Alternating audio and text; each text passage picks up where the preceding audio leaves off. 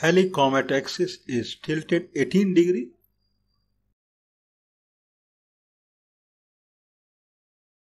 and it rotates retrograde, means the way Earth or Mars they rotate opposite to that. So it rotates clockwise.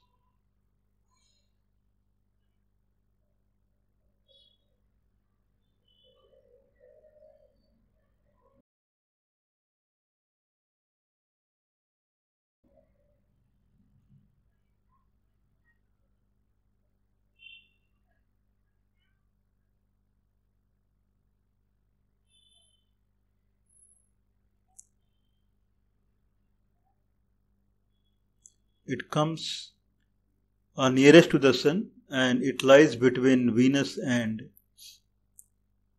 Mercury, and it goes up till Pluto.